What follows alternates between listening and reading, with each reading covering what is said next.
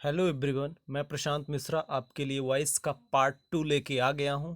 और इस पार्ट में हम लोग प्रेजेंट इंडेफिनिट टेंस के निगेटिव सेंटेंसेस, इंट्रोगेटिव सेंटेंसेस और डबल इंट्रोगेटिव सेंटेंसेस जिसमें कि डब्ल्यू एच फैमिली के वर्ड्स आते हैं, उन सेंटेंसेस के पैसिव वॉइस बनाएंगे। ओके, एंड देन इसके नेक्स्ट पार्ट आएंगे जिसमें हम लोग बाकी के टेंसेस को लेंगे। Okay, so let's begin.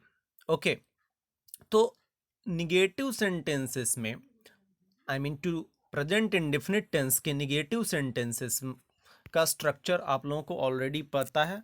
क्यों? क्योंकि आप लोग टेंस पढ़ चुके हो अगर, तो आपको पता है कि वहाँ पर हम लोग हेल्पिंग वर्ब क्या लेते हैं, डू और डज लेते हैं।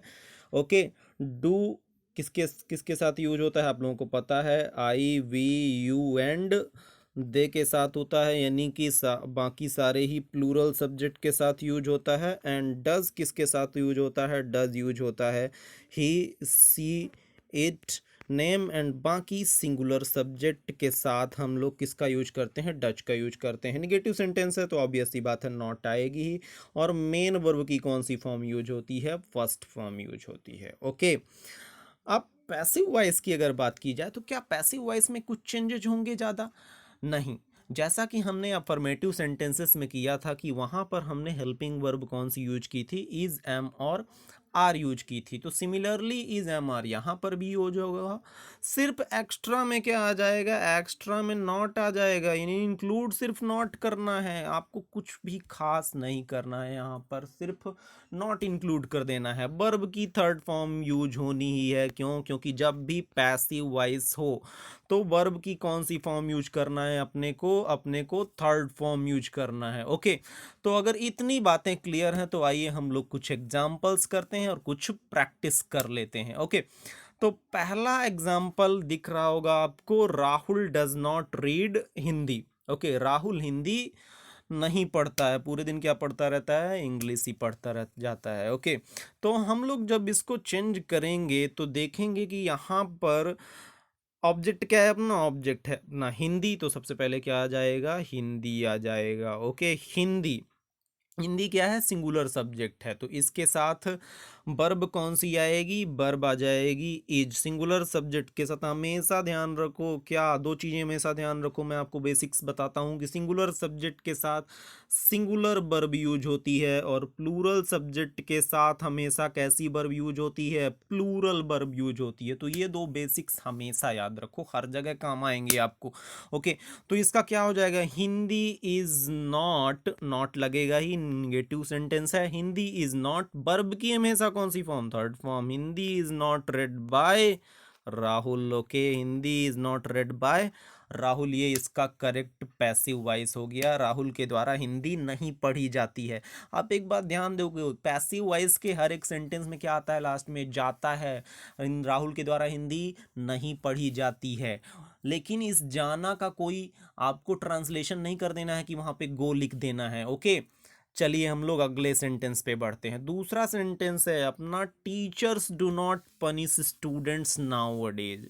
टीचर्स स्टूडेंट्स को इन दिनों पनिश नहीं करते हैं। ओके, मैं भी नहीं पनिश करता हूँ, अच्छी बात है। ओके, तो यहाँ पर अपना ऑब्जेक्ट क्या है, ऑब्जेक्ट है अपना स्टूडेंट्स। ओके, तो सबसे पहले मैं क्या लिख लेता हूँ, स्टूडेंट्स। ओके, स्टूडेंट्स, और ये क्या है अपना, प्लूरल है, हाँ प्लूरल है, तो प्लूरल के साथ क्या लगा देंगे, अपना प्लूरल वर्ब लगा देंगे। स्टूडेंट्स आर नॉट, वर्ब की कौन सी फॉर्म, थर्ड फॉर्म। ओके, बहुत होशियार हो गए हो आप लोग। Students are not punished by teachers, students are not punished by teachers, और ये nowadays as it is हम लोग लास्ट में लिख देंगे। ओके, तो ये इसका करेक्ट पैसिव वॉइस हो गया, students are not punished by teachers nowadays. Okay, चलिए हम लोग अगले सेंटेंस पे बढ़ते हैं।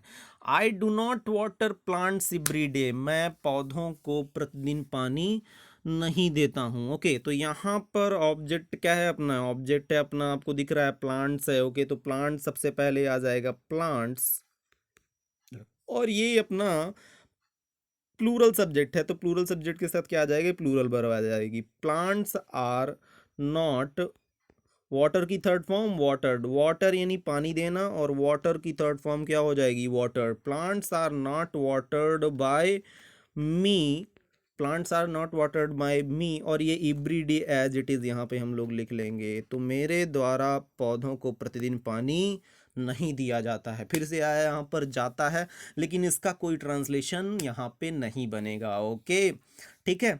चलिए हम लोग अगले सेंटेंस पे बढ़ते हैं। अगला सेंटेंस है she does not like books. Okay, तो अगर आपने इतने सेंटेंसेस कर लिए हैं और आपको समझ में बात आ गई है, तो आप लोगों को एक काम मैं दे रहा हूं कि इसको क्या करना है, आपको इस सेंटेंस को, सेंटेंस नंबर 4 को चेंज करना है, वॉइस चेंज करनी है, ऑब्वियस ये बात है, पैसिव वॉइस में चेंज करना है, और उसको करके आपको कहाँ पे लिखना है, कमेंट सेक्शन के अंदर आपको लिखना है। कहाँ पे, कमेंट सेक्शन के अंदर लिख के तुरंत जल्दी बताओ। ओके, चलिए हम लोग अब इंट्रोगेटिव सेंटेंसेस में आ जाते हैं। आई होप आपको निगेटिव सेंटेंसेस इजीली क्लियर होगा। अफर्मेटिव सेंटेंसेस से निगेटिव सेंटेंस में ज़्यादा कोई चेंज नहीं है, बस आपको क्या करना है, नॉट लगाना है। क्या लगाना है, नॉट लगाना है। हेल्पिंग वर्ब वही रहेगी, इज, एम, आर। ओके, चलिए हम लोग इंट्रोगेटिव सेंटेंसेस पे आ जाते हैं। तो इंट्रोगेटिव सेंटेंसेस में ऑब्वियस सी बात है कि हेल्पिंग वर्ब हमेशा कहाँ रहती है, हेल्पिंग वर्ब आ जाती है सबसे पहले एक्टिव वॉइस में भी। तो पैसिव वॉइस में भी क्या हो जाएगा, पैसिव वॉइस के अंदर भी जो अपनी हेल्पिंग वर्ब होगी वो कहाँ आ जाएगी, वो स्टार्टिंग के अंदर आ जाएगी। ओके, बाकी कुछ भी चेंजेस नहीं करने हैं। सपोज दैट अगर कोई सेंटेंस है अपना इंट्रोगेटिव का जिसमें नॉट है, तो नॉट ऑब्वियस सी बात है, यहाँ ऑब्जेक्ट के बाद यहाँ पर नॉट आ जाएगा। ओके, ठीक है।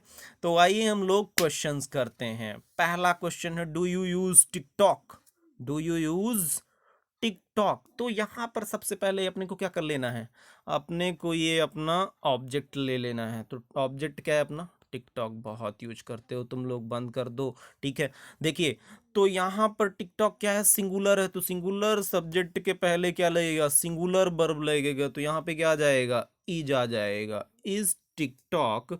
और उसके बाद मेन वर्ब की कौन सी फॉर्म, थर्ड फॉर्म। तो is TikTok used by you, is TikTok used by you, और क्वेश्चन मार्क। ओके, तो देख रहे हो आप कितना इजीली क्वेश्चंस बन पा रहा है। ठीक है, ओके, अगले क्वेश्चन पे आते हैं। अगला क्वेश्चन है, do you play PUBG, do you play PUBG. इसका वॉइस चेंज करके, वॉइस आपको चेंज करके कहाँ पे लिखना है, कमेंट सेक्शन के अंदर लिख के आप मेरे को बताओगे। ओके, हम लोग अब अगले क्वेश्चन पे बढ़ेंगे। ठीक है, तो देखिए अगला क्वेश्चन है, does she wash your clothes. पहला काम आपका क्या है, हमने देख लिया कि does she wash your cloth, हम पहचान गए कि हमारा टेंस क्या है, हमारा टेंस है present indefinite tense. Present indefinite tense का इंट्रोगेटिव सेंटेंस है। कैसा सेंटेंस है, इंट्रोगेटिव सेंटेंस है। ओके, अब इसके बाद हमारा काम क्या है, ऑब्जेक्ट पहचानना। तो ऑब्जेक्ट हमारा क्या हो गया यहाँ पे,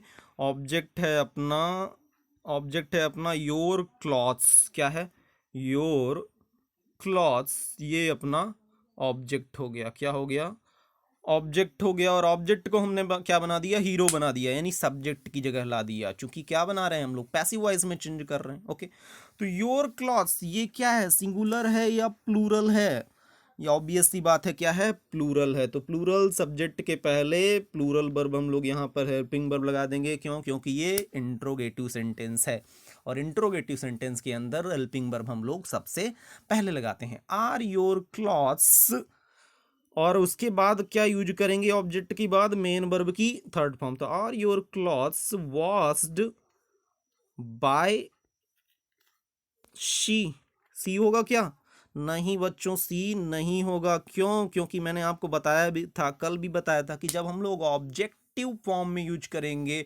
पर्सनल प्रोनाउन को, तो उसका ऑब्जेक्टिव फॉर्म यूज करेंगे। तो यहाँ पे क्या हो जाएगा, बाय हर हो जाएगा। तो does she wash your clothes, क्या उसके द्वारा तुम्हारे कपड़े धोए जाते हैं, इस क्या उसके द्वारा तुम्हारे कपड़े धोए जाते हैं। ओके, तो यहाँ पर ऑब्वियस सी बात है, आप लोगों की एक बात जो ध्यान रखनी है कि जब हम लोग ऑब्जेक्टिव फॉर्म में यूज करेंगे, तो उसका ऑब्जेक्टिव फॉर्म यूज करेंगे, यानी कि आई का ऑब्जेक्टिव फॉर्म आपको पता है। आई का ऑब्जेक्टिव फॉर्म क्या होता है, मी होता है। शी का ऑब्जेक्टिव फॉर्म क्या होता है, हर होता है। ही का ऑब्जेक्टिव फॉर्म हिम होता है, दे का ऑब्जेक्टिव फॉर्म क्या होता है, देम होता है। ओके, यू का ऑब्जेक्टिव फॉर्म यू ही रहता है। ओके, चलिए ठीक है। तो आई होप ये आपको क्लियर होगा। हम लोग अगले क्वेश्चन की ओर बढ़ते हैं। ठीक है, तो अगला क्वेश्चन काफ़ी इंपॉर्टेंट है। ये अपना क्वेश्चन सुपर इंपॉर्टेंट है, काफ़ी इंपॉर्टेंट है, ये एग्जाम्स में आते हैं। ठीक है, क्यों इंपॉर्टेंट है? क्योंकि यहाँ पर दो ऑब्जेक्ट हो रहे हैं। कितने ऑब्जेक्ट हो रहे हैं? दो ऑब्जेक्ट हैं। देखो, do you give food to the beggar? क्या तुम भिखारी को खाना देते हो? ठीक है, तो यहाँ पर एक अपना ऑब्जेक्ट हो गया द बेगर और एक हो गया फूड। एक ये ऑब्जेक्ट हो गया और एक ये ऑब्जेक्ट हो गया। गिव अपनी मेन वर्ब है। कौन सी वर्ब है? मेन वर्ब है। तो ऐसे सेंटेंसेस को पैसिव वॉइस में चेंज करते वक्त हमें ध्यान देना है कि जो ऑब्जेक्ट मेन वर्ब के पास हो, मेन वर्ब के पास, जैसे यहाँ पे गिव के पास क्या है? फूड है, उसको हम ऑब्जेक्ट मान के चलेंगे पैसिव वॉइस में चेंज करते वक्त। ठीक है, तो ये कॉन्सेप्ट लेते हुए हम लोग आइए इसको चेंज करते हैं। तो हमने ऑब्जेक्ट ले लिया क्या? हमने ऑब्जेक्ट ले लिया, या गिव के पास है फूड, तो इसको हमने ऑब्जेक्ट ले लिया, तो ये आ गया फूड सबसे पहले। ओके, ठीक है।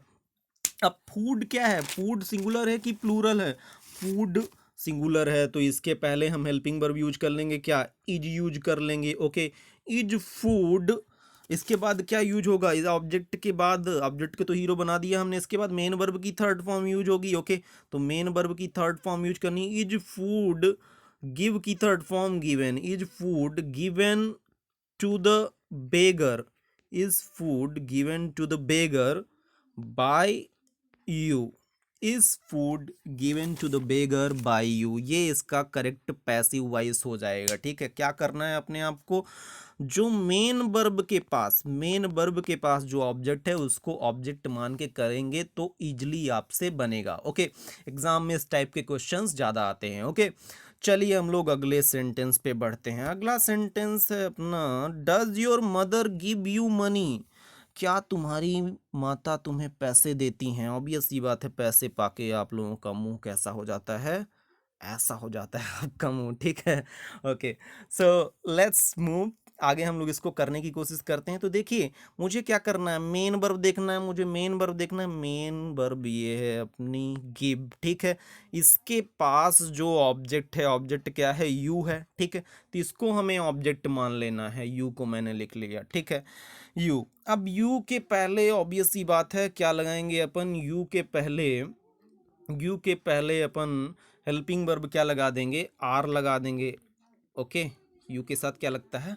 आर लगता है। तो आर यू, वर्ब की कौन सी form? Third form. Are you given money, are you given money by your mother? Okay, ये इसका करेक्ट पैसिव वॉइस हो जाएगा। Are you given money by your mother? Okay, तो ये इसका करेक्ट पैसिव वॉइस हो गया। आई होप आपको इंट्रोगेटिव सेंटेंसेस का पैसिव वॉइस बनाने में कोई दिक्कत नहीं जा रही होगी। ओके, अब देखिए, अब ऐसे इंट्रोगेटिव सेंटेंसेस पे बात की जाए जहां पर क्या होता है, जहां पर